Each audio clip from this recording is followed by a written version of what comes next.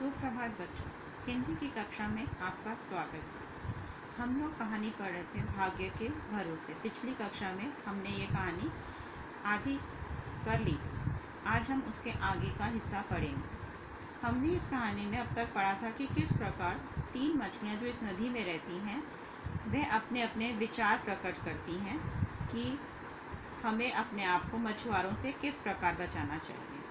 अंतिम पैराग्राफ जो अंतिम गद्यांश में हमने पढ़ा था कि किस प्रकार यहाँ पर पारो मछली फंस जाती है और जो हीरा मछली है वह इस नदी को छोड़कर चली जाती है और पारो मछली फंस जाती है। इसके आगे अब हम सुनिधि मछली के विषय में पढ़ेंगे। सुनिधि मछली ने जब मछुआरों को जाल बिछाते देखा तो उसने निश्चय किया कि अब उसकी परीक्षा की घड़ी नज़दीक आ पहुंची है। उसने तुरंत ही समस्या का समाधान खोज निकाला और फुर्ती से उछलकर गहरे जल में प्रविष्ट हो गई। इस प्रकार वह जाल में फंसने से बच गई। अर्थात सुनिधि मछली भी नदी में थी, परंतु वह बहुत सतर्क यानी कि सावधान थी। वह जानती थी कि मछुआरे जाल लेकर आएंगे, इसलिए वह पहले से ही तैयार थी। मछुआरों ने जैसे ही नदी में जाल बिछाया तो सुनिधि मछली को लगा कि अब उसकी परीक्षा का समय आ गया और अगर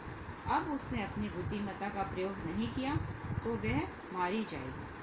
अतः जाल बिछाते ही सुनिधि मछली पानी में सबसे नीचे की तरफ चली गई, क्योंकि जाल तो ऊपर ऊपर ही था।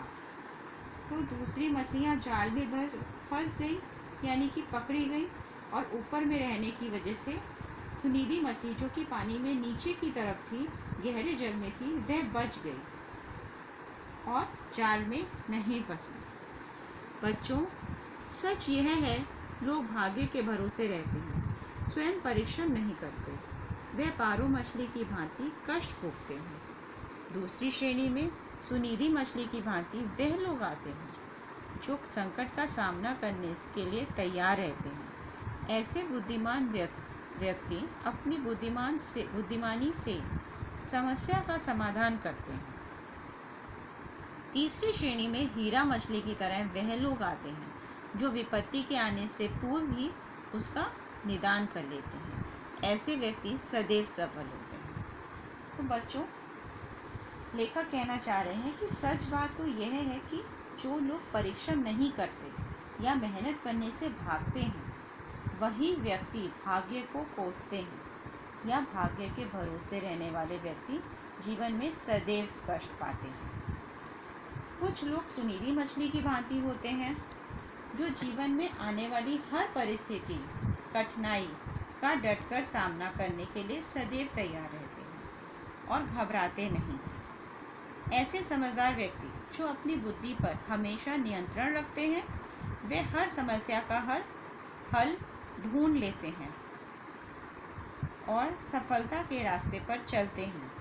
और अंत में वह लोग जो हीरा मछली की भांति होते हैं, जो किसी भी कठिनाई के आने से पहले ही उसका हल ढूंढ लेते हैं और समय रहते अपने आप को बचा लेते हैं। तो बच्चों, इस कहानी से हमें क्या शिक्षा मिलती है? इस कहानी से हमें शिक्षा मिलती है कि मनुष्य अपना भाग्य स्वयं बनाता है। कभी आपने अपने माता पिता से सुना होगा, गीता हमारी एक धार्मिक पुस्तक है, उसमें भी लिखा गया कि कर्म हमेशा भाग्य से बड़ा होता है। तो इस कहानी से यह सीख मिलती है कि भाग्य के भरोसे बैठना सबसे गलत बात है। व्यक्ति को हमेशा मेहनत करनी चाहिए। अगर आपकी किस्मत में सब कुछ है तो मेहनत करना बेकार है। परंतु बच्चों, अगर आपकी किस्मत में यह लिखा होगा कि कोशिश करने पर ही आपको मिलेगा, तब आप क्या करोगे? इसे जो बच्चे लगातार मेहनत करते हैं वे उतने ही अधिक भाग्यशाली भी बनते हैं। इसलिए ये आवश्यक है हर बच्चे के लिए और हर मनुष्य के लिए कि वह जीवन में परिश्रम सदैव करे, वो भाग्य के भरोसे न रहे, क्योंकि भाग्य के भरोसे रहने पर मनुष्य को हार का सामना करना पड़ता है। इसके पश्चात अब हम लोग जो प्रश्न उत्तर रह गए थे वो वाले प्रश्न उत्तर करेंगे। अब तक हम लोगों ने मौखिक प्रश्न उत्तर और लिखित प्रश्न उत्तर कर लिए थे।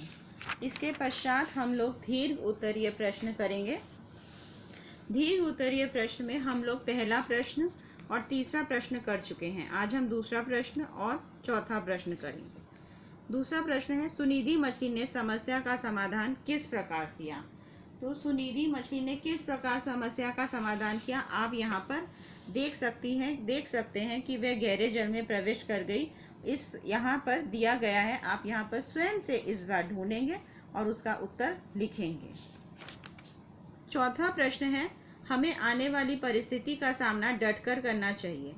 इस कथन का अभिप्राय क्या है। इसमें आप लोग लिख सकते हैं, इस कथन से आप क्या समझते हैं। इसमें आपको अपने विचार देने हैं। आप लिख सकते हैं कि हर मनुष्य के जीवन में कठिनाई आती है, परंतु यदि हम साहसपूर्वक उसका सामना कर लेते हैं तो जीवन में सफलता प्राप्त करते हैं, और यदि हम कठिनाई के सामने झुक जाते हैं तो हम कष्ट भोगते हैं। तो हमें आने वाली परिस्थिति का सामना डटकर करना चाहिए। इस कथन को आप इस प्रकार से स्पष्ट कर सकते हैं। इसके पश्चात तीसरा प्रश्न है यहाँ पर, जो कि आपको इस गद्यांश को पढ़कर इसके प्रश्नों के उत्तर पर आपको सही का निशान लगाना है।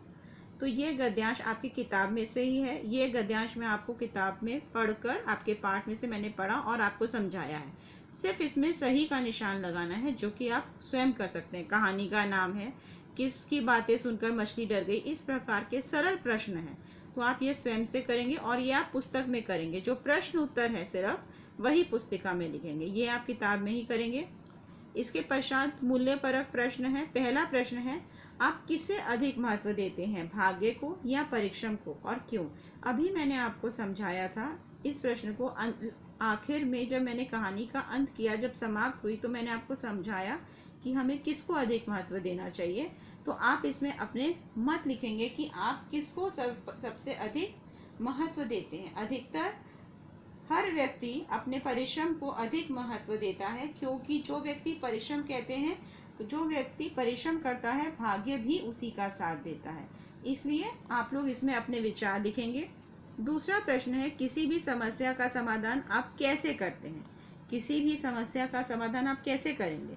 अपने से बड़ों की सलाह लेकर, वह जो समस्या है उसके बारे में आप अपने बड़ों से बात करेंगे और उसका हल ढूंढेंगे। इस प्रकार आप समस्या का समाधान करेंगे। तो आप इसको थोड़ा विस्तार पूर्वक लिखेंगे, इस प्रश्न का उत्तर अपनी पुस्तिका में।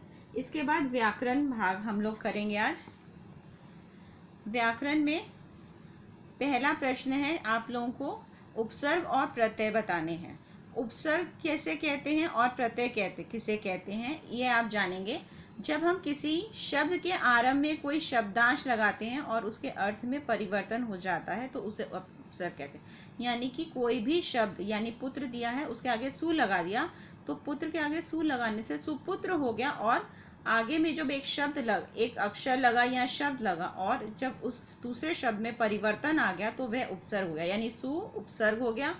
गुण और गुण के आगे अव लगा दिया तो अव उपसर्ग हो गया। इसी तरह किसी शब्द के पीछे आपने अगर कोई शब्द लगाया तो वह प्रत्यय हो गया। यानी यहाँ यह दो जो शब्द हैं यह उपसर्ग है, यहाँ जो शाली और दार है यह प्रत्यय है। किसी भी शब्द के आगे में एक और शब्द लगाने से पहले शब्द का अर्थ में परिवर्तन आता है, वह उपसर्ग होता है। कोई भी शब्द के बाद में जब कोई शब्द लगता है तो उस शब्द के अर्थ में जब परिवर्तन आ जाता है तो उसे प्रत्यय कहते हैं। तो आप अब ये समझ चुके होंगे कि उपसर्ग किसे कहते हैं, प्रत्यय किसे कहते हैं।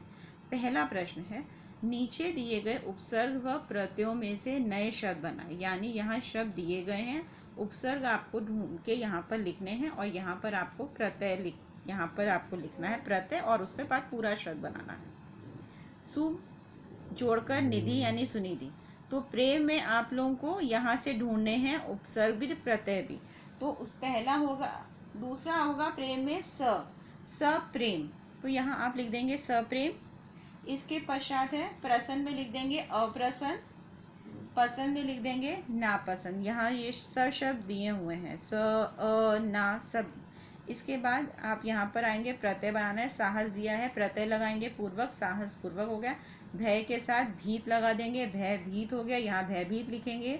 बुद्धिमान के साथ बुद्धिमानी, ये ई दिया है परंतु आप बुद्धिमानी में न को बड़ी की मात्रा लगाएंगे। यहाँ पर जो स्वर दिया गया है आप इसको परिवर्तित करके मात्रा में लगाएंगे और ई लगा के यहाँ बुद्धिमानी लिखेंगे। व्यक्ति है और व्यक्ति का व्यक्तित्व हो जाएगा यहाँ दिया हुआ, और आप यहाँ व्यक्तित्व लिखेंगे। इसके पश्चात दूसरा प्रश्न है, दिए गए शब्दों के समानार्थी शब्दों में से रिक्त स्थानों की पूर्ति कीजिए। यानी शब्द यहाँ दिए गए हैं रिक्त स्थान को भरने के लिए, परंतु ये शब्द ना लिख के इसके समानार्थी, इसके जैसे ही कोई और इसका समानार्थी शब्द लिखना है। जैसे कि देखो, और यह पंक्तियाँ आपकी किताब से दी हैं। देखो इस नदी में कितनी मीन है, यानी कि कितनी मीन का अर्थ क्या हुआ, मछलियाँ हैं, तो यहाँ मछलियाँ आ जाएंगी। अगले दिन प्रातः ही मछुआरे उस सरिता, सरिता का अर्थ क्या हुआ, नदी, उस नदी पर आए। तो इस प्रकार आपको बाकी के दो भी आप स्वयं से करेंगे, दो मैंने आपको समझा दिए, दो आप स्वयं से करेंगे। और यह जो पंक्तियां हैं ये आपके किताब में ही हैं।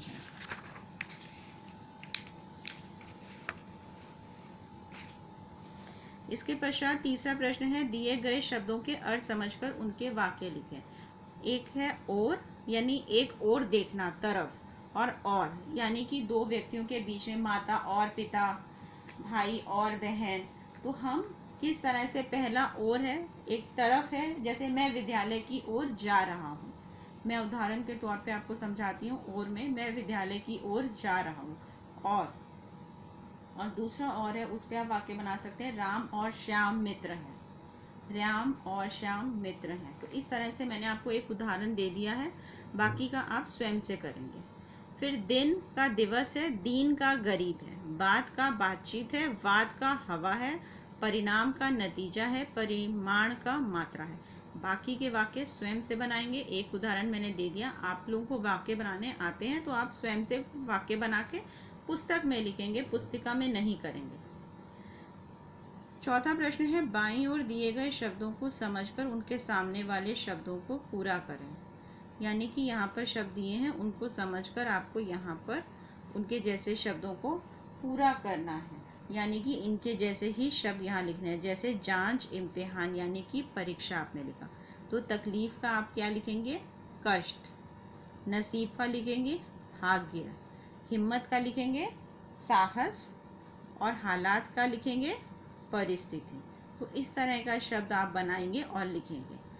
अगला है वर्णों की दुनिया, वर्ण विच्छेद करें। वर्ण विच्छेद आप जानते हैं किस प्रकार से करते हैं। अगर आपको कोई तकलीफ हो या कठिनाई आए तो आप मुझसे पूछ सकते हैं, बाकी आप ये स्वयं से करेंगे। बस ध्यान ये रखिएगा कि किस प्रकार से स्वर का और व्यंजन का प्रयोग करना है, मात्राओं में किस प्रकार से, कौन सी मात्रा जब आती है तो यह प्रेम में र नीचे है तो पहले स्वर आता है कि व्यंजन आता है, उसका ध्यान में रखते हुए आपको वर्ण विच्छेद करने हैं।